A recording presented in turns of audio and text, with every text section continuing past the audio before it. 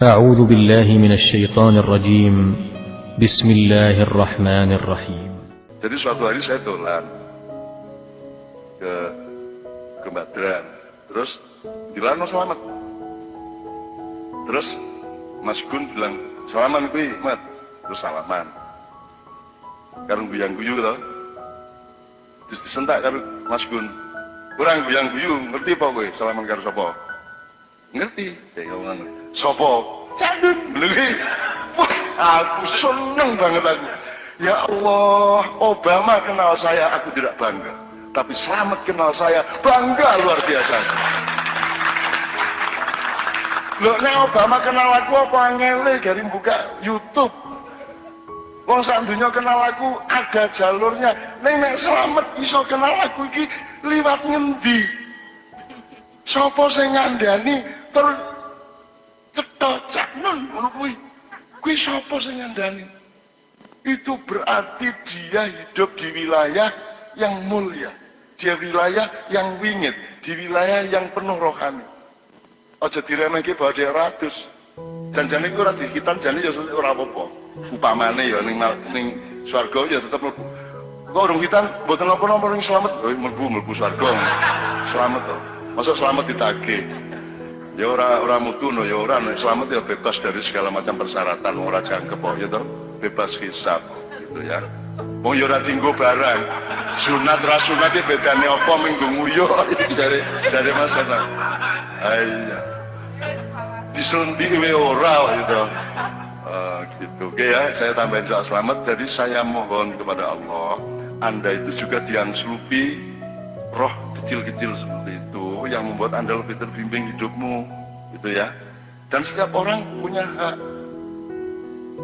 Kemarin itu ada tamu ke daerah selatan. Terus ono cahedan ning pantai. Cahedan kuwi wis edan, ngerti wong kuno edan. Tapi begitu tamu itu datang, cahedan iki mara sujud ngapurancang, terus ngomong Kanjeng Sunan, matur nuwun panjenengan rawuh mriki. Kaya wong apik banget kae. Terus dhek dilus-lus karo Kanjeng Sunan, terus ana wit-witan dicukuke, godhonge set seleboke sae dhek dadi gulit. Gitu. Ngono-ngono ki rasa bantah kowe. Wis to percaya wae mending percaya malah ora percaya wong dikai rezeki ora percaya. Mending percaya wae. Semua itu saya percaya. Allah itu bisa melakukan apa saja. Saiki kowe tekan ngomah moro-morono duit upamane 100.000 ya rasa gumun. Gusti Allah, apa wae iso. Dan saya sangat tergantung dari situ. Mulane sampean tanya tadi kok tenang lah, tenang piye kuwi ra utang tenan pancen aku. Lah aku ra wani utang edan apa? Aja meneh kok utang. Aku ra wani utang. Terus utang dienggo ngopo? Aku tuku apa? Aku butuh apa? Ya nek aku iki developer kaya ketua SAR DIY. Aku ora ya. Ora aku dienggo ngopo? Aku ki ngitung duit ora iso. Aku nyangoni Mbak Via itu mau ke Singapura tak sangoni karep kuwi tak sangoni 10 juta tapi kurs Singapura. Jebul aku ngekek iki akeh banget. 10 kali lipat. Terus Mbak Via kan kaget loh, kok banyak sekali sangunya. Loh, enggak ngerti ya ukurannya. Tak pikir aku nyangoni 10 juta jebul 100 juta. Padahal karepku 10 juta dadi 100 juta di tangannya Mbak Via.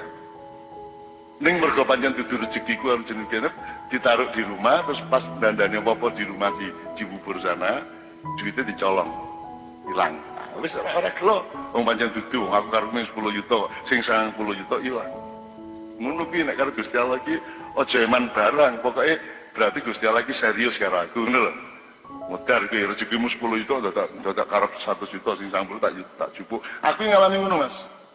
Saya nyetir ke Jombang ke Bedang Bulan. Aku batin, aku nyetir ijen rano Mbak Via, rano sopo-sopo, ora terikat sopo-sopo, ora pegewo, tak sikat, pokoknya 3 jam setengah tekan Jombang. Sebelum macet-macet ya. Terus Mas, ya sampai 2 jam setengah wis tekan Nganjuk coba. Wah, ngebut ijen rano sopo-sopo. Ben, wah, ngebut. Jadi tinggal setengah jam lagi sudah sampai Jombang. Berarti kalau saya teruskan dari Nganjuk ke Jombang, tidak 3,5 jam tapi 3 jam, menyalahi niat saya. Kalau Gusti Allah tabrak ke mobilku, dia jari 3,5 jam. Aku bisa tambat ke saiki 1,5 jam, tenang. Dua nabrak trotoar aku. Dua orang sing nulungi Mas, jam 2 jam 3 bengi kae. Terus aku mobil ku tak enggok ke nyiwa ra iso. Isone nengen tok. Maju ra iso to.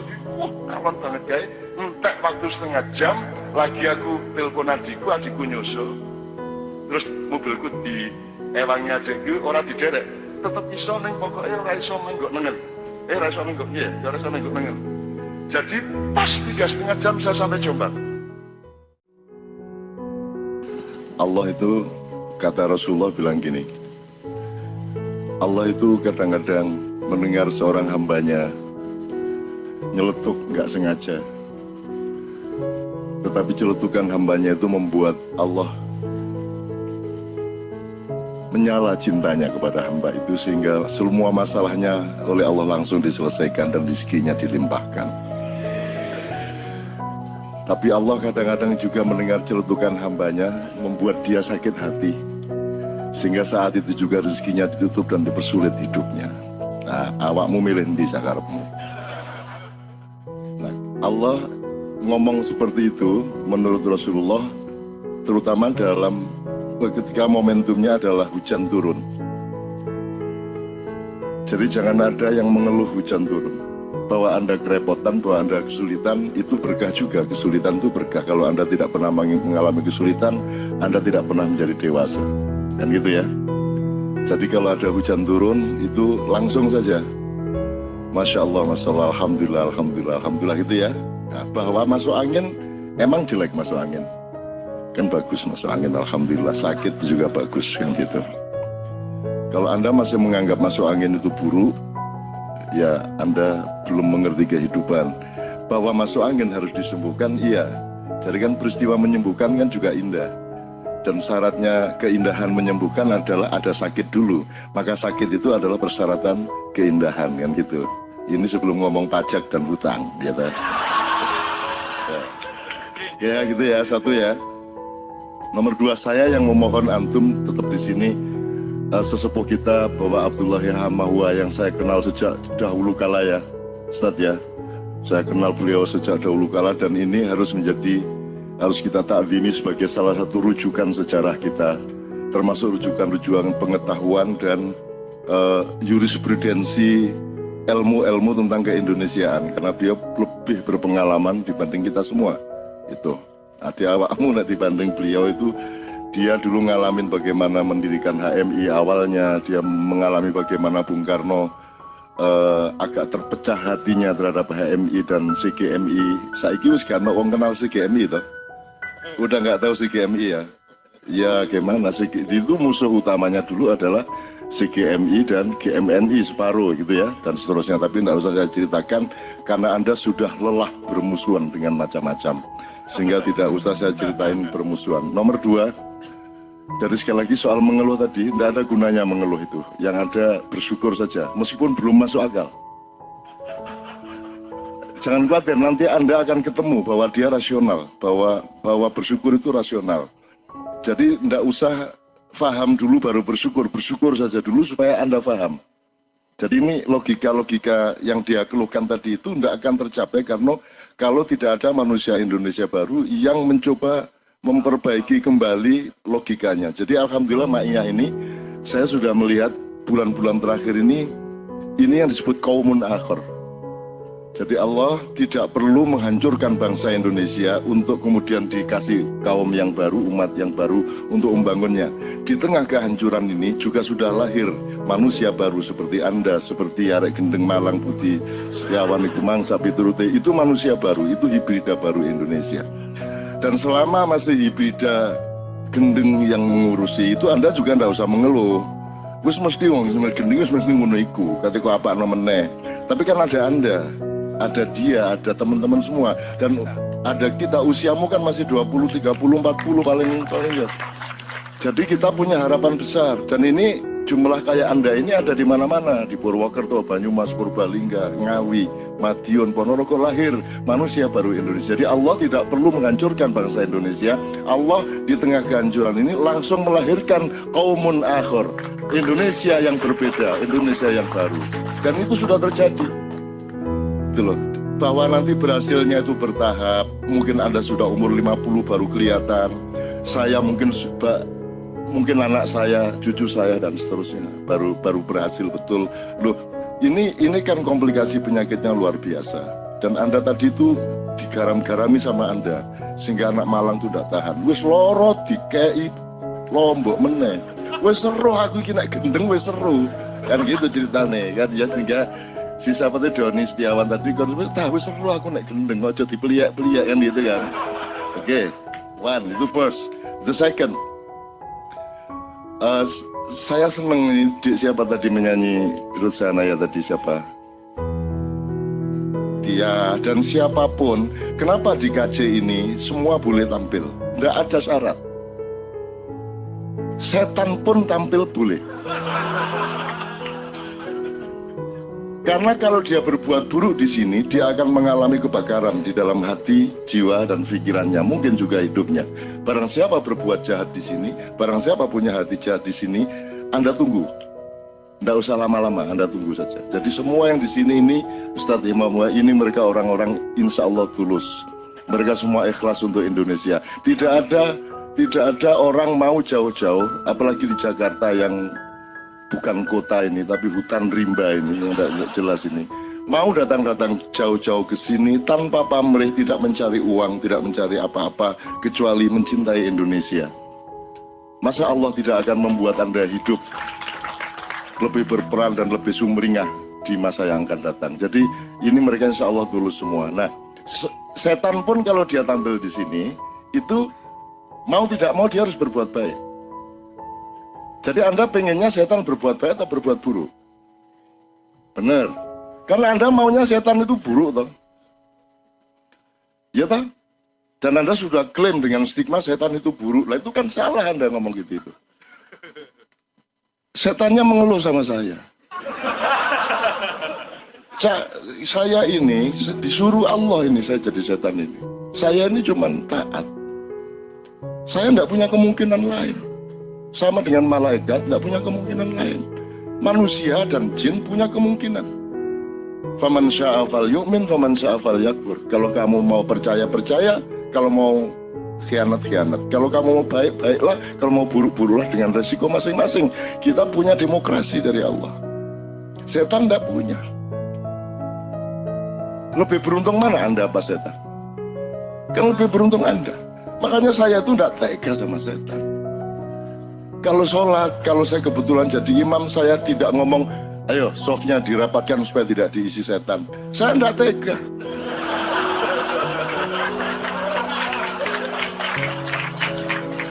Yang rapi softnya, setan-setan kalau mau ikut sholat sekalian sini. Nah gitu saya. Saya tanya, apakah ada makhluk di muka bumi ini yang tidak kembali ke Allah?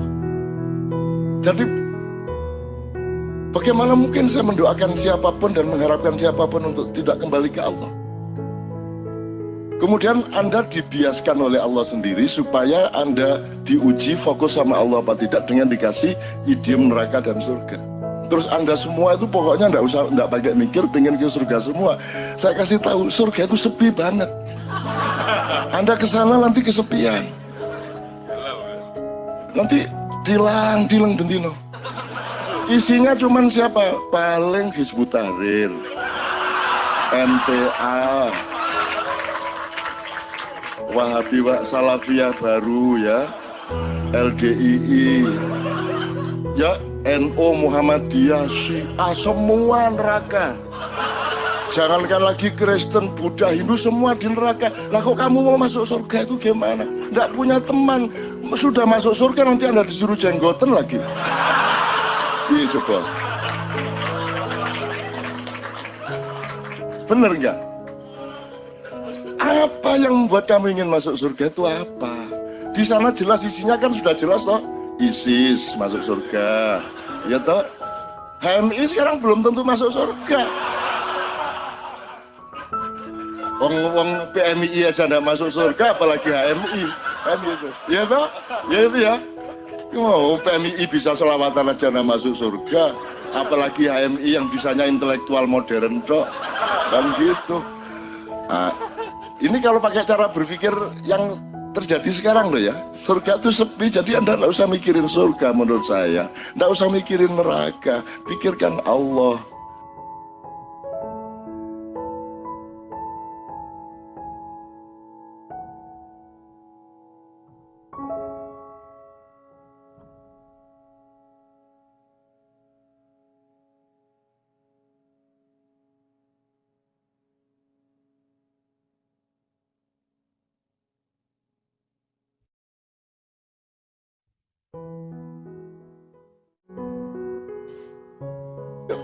Kita ini bernilai baik sebenarnya tidak karena pengetahuan kita, tapi kita bernilai baik adalah kalau kita mengalaminya dan kreatif di dalam pengalaman itu, kan begitu.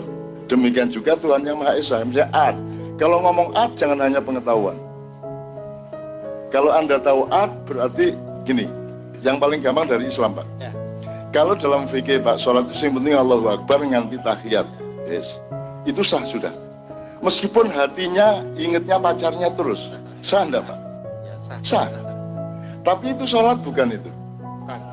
Nah ternyata fikih, hukum, dan aturan formal itu sama sekali tidak mencukupi untuk keabsahan sebuah pekerjaan. Nah kan gitu. Nah khusyuk, sholat yang khusyuk berarti Anda punya totalitas hatimu ke Allah. Nah saya tanya, kalau fikih itu ilmu, tapi kalau khusyuk itu apa? Khusyuk itu art. Khusyuk itu art, seni. Itu nguyuk loh ya. Seni, itu seni. Khusyuk itu kan kenikmatan. Khusyuk, gue karo delok cawe itu, ya Allah. Kok iso ya irunge kaya ngono ya. Kuwi bapake sunate nganggo apa? Ya. Itu kekhusyukan, jadi art itu tertinggi. Jadi ada benar, baik, indah. Dan agama itu sebenarnya puncaknya adalah keindahan. Nah khusyuk itu indah apa baik apa benar Mas? Indah. Nah jadi kalau ngomong art inspiration, kita harus belajar.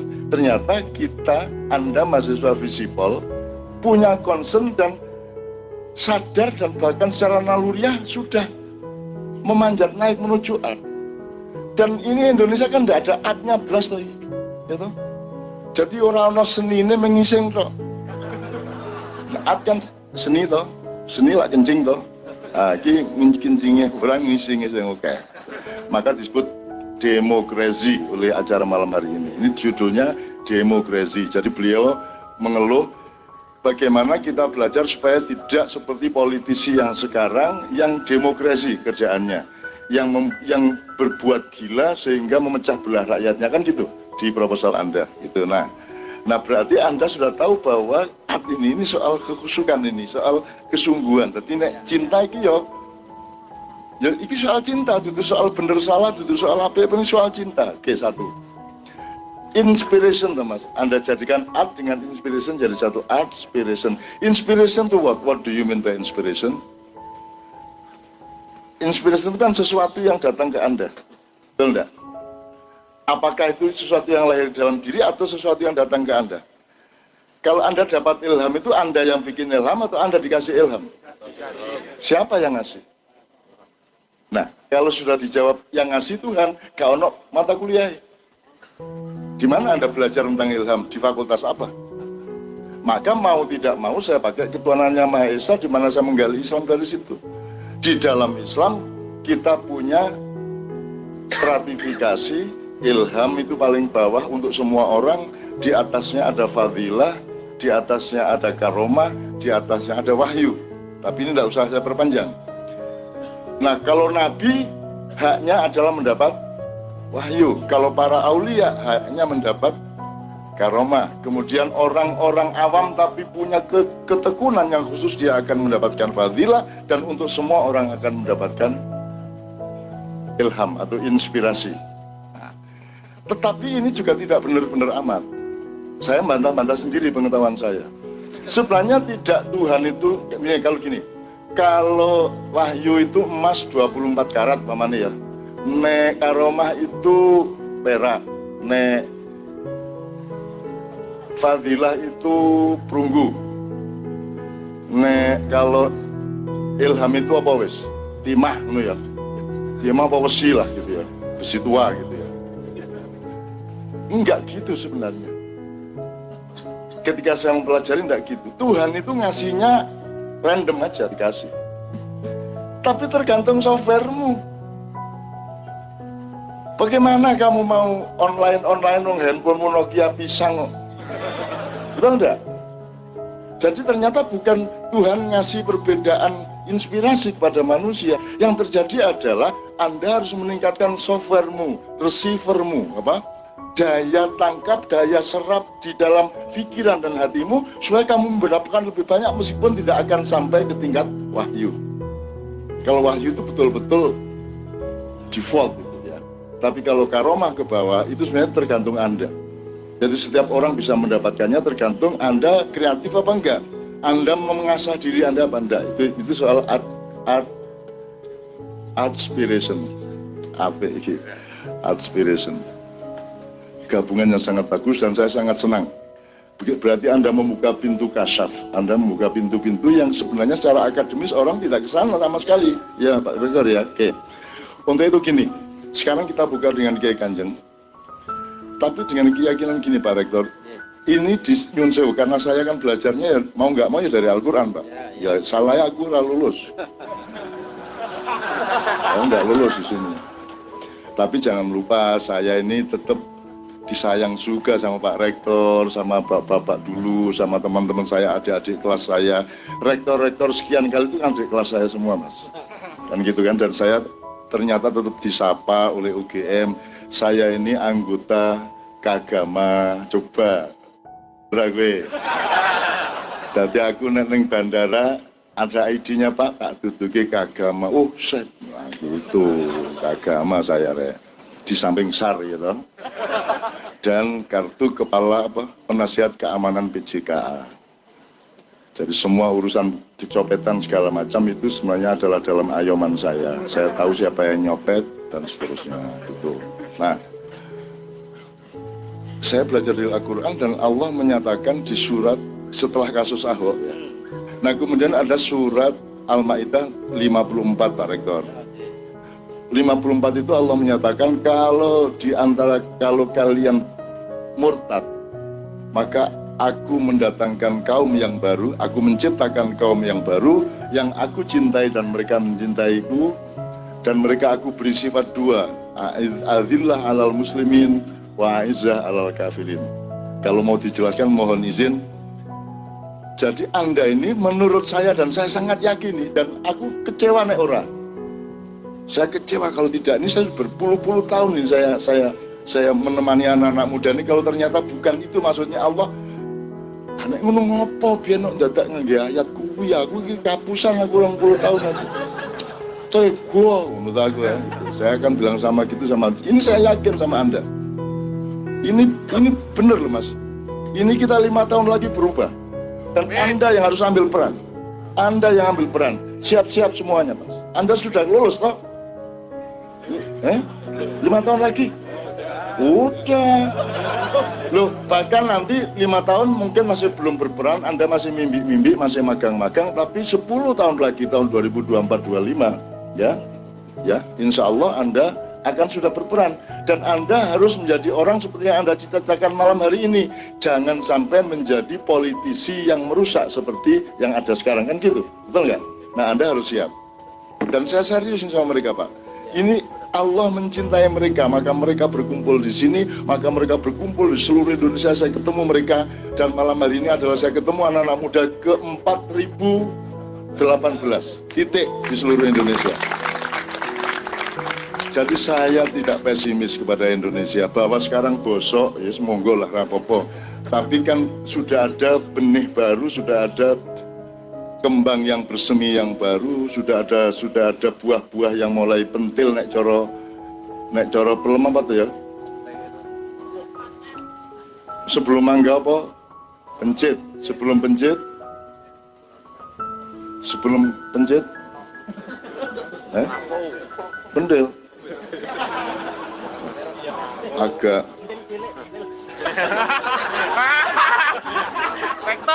Ya ini kita nih gagal transformasi juga di bidang bahasa. Kalau kita tulis lugu pentil, ini kan bacanya bisa macam-macam. Ada pentil, sepeda. Nah, yang bahaya kan iki sijine iki.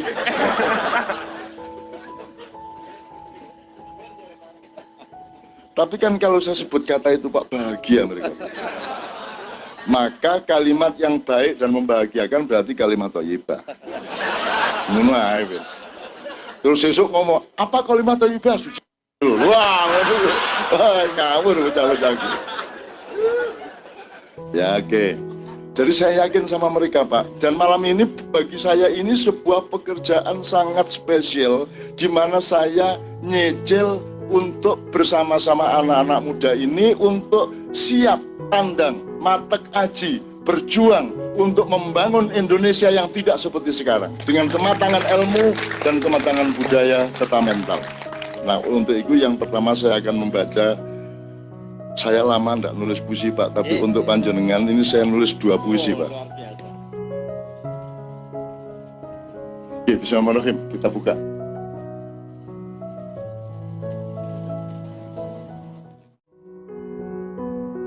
Oh, alamatnya iblis. Nanti saya akan kasih tahu Anda. Kalau Anda sudah bisa lapor ke saya, warna kentut Anda itu apa? Hijau, taruh biru, taruh coklat. Nah, kalau Anda sudah melaporkan itu, nanti saya kasih tahu di mana tempatnya iblis. Itu ya Mas, jelas ya. Ero kon rupane entutmu lho, lak gak lurus. Ababmu barang rupane apa lak gak lurus ya. Ya tahu Mas. Jadi dia bukan materi, dia energi, dia gelombang, dia frekuensi. Jadi dia bisa tinggal dalam hatimu. Jadi kalau Anda sholat, dirapatkan softnya supaya tidak diisi setan-setan yang guyu cekikian. Jadilah ya apa aku kok dihalangi. Lo aku sudah ada di dalam hatimu kok. Kok kamu monopoli tempat supaya aku tidak bisa bertempat di situ. Aku sudah di hatinya si imam kok. Begitu. Dan di hati kalian semua. Jadi sama dengan malaikat Mas, dia di wilayah itu dia bisa lebih. Jadi ada malaikat jumlahnya 1000 yang kerjanya menyangga seluruh alam semesta ini. Begitu besarnya mereka, begitu gedenya. Tapi ada malaikat yang sangat lembut, yang berumah dan berkomunitas di dalam setetes embun. Itu Mas, jadi kalau Anda ngomong materi dengan membayangkan rumahnya iblis ya ketunggu dewe sampean ya apa. Ini Mas, yang paling gampang kok sampai rumah cari cermin. Ini iblis. Ya jelas ya. Jelas ya Mas. Saya kira itu paling konkret itu ya. Loh, tenang Mas, itu kerjaan saya waktu kecil. Jadi kalau sapa sing kepingin ro setan, itu dilanggar itu. Wah, anak kecil kan yang pendatang baru yang tidur dilanggarkan tertarik tau pengen tahu setan. Wis saiki copotan sik suale, karek saurung ro, ya, klambi dicopot. Sapu sual dicopot, itu kan kaos dicopot kabeh wis. Wis mari ngono ndodok, wis kerukupan sarung. Wis ya, wis. Wis merem bismillah ping 3. Sarungnya dicopot seret. Nah, itu setane ya, setan. Terus sarungnya digo melayu, lah itu setane sing muda iku mah. Gitu. Oh, aneh-aneh. Tanya kok di mana tempatnya iblis. Ayo ngilu wae jelas. Kalau pengen tahu lagi, saya tuh merindukan loh kehidupan seperti yang rumah bambu tadi itu. Perubahan konsep dari kesejahteraan kejiwaan menjadi regulasi materialistik itu kan penghancuran kemanusiaan habis-habisan. Dan sekarang ini dikit-dikit pelecehan, dikit-dikit penistaan, dikit-dikit ngono-ngono itu loh. Saya dulu itu Mas dilanggar itu Mas, naik jam 2 bengi, saya sama teman-teman Duarten ngudek Mas apa jenenge mengadu apa jenenge iku. Sing tinggal lem lho Mas. Kanji. Terus arek-arek kan turu di langgar Mas. Sarungan kabeh silite kei kanji kabeh. Wes. Begitu semua udah dikasih tanyi, sapa ngesengi, wah, boleh gak enak, sapa ya, tanyi, atus, wah, tanyi semua, wah, melayu guys, wah, semua pada pegang, ininya, terus lari, mandi beneran, setelah mandi baru kita kasih tau, iku mang lem, gitu, itu kan indah Mas, itu masuk gitu pelecehan, indah itu, masuk nggak ada gitu-gitu hidup ini. Gitu, wah sekarang ini udah kita kehilangan keindahan lah itu. Maka suatu hari orang macam Ahok itu baru ya. Suatu hari Anda harus percaya dia itu manusia. Dia suatu hari tahu bahwa dia tidak seharusnya ngomong seperti itu. Dia suatu hari dia akan mendaftari misalnya 5 dan 5. 5 hal yang seharusnya tidak saya lakukan tapi saya lakukan. Dan 5 hal lain yang seharusnya saya lakukan tapi tidak saya lakukan. 5 hal yang seharusnya saya katakan tapi tidak saya katakan. Dan 5 hal lain yang seharusnya tidak saya katakan tapi saya katakan. Suatu hari dia akan mengalami penyesalan seperti itu. Kan gitu. Jadi sudahlah, pokoknya hidup itu mengalir seperti itu. Pilihan harus jelas. Dan pilihan itu tidak berarti mentidakkan yang lain, kan gitu kan. Kan itu Mas. Jangan dipikir Andre, jangan dipikir partai-partai yang bertentangan satu sama lain itu tidak bersatu. Mereka bersatu di dalam nafsunya, kan begitu, bersatu di dalam kerakusannya, bersatu di dalam tujuan-tujuan material dan kekuasaannya, kan begitu, mereka bersatu. Nah masalahnya sekarang tauhid itu bersatu dengan gravitasi apa, kan gitu ya Dan. Ini kan gravitasi itu religius bukan sekuler. Religius itu gravitasi itu ciptaan Allah yang menjadi poros dari seluruh keseimbangan hidup kita. Ngono ya teman-teman sekalian.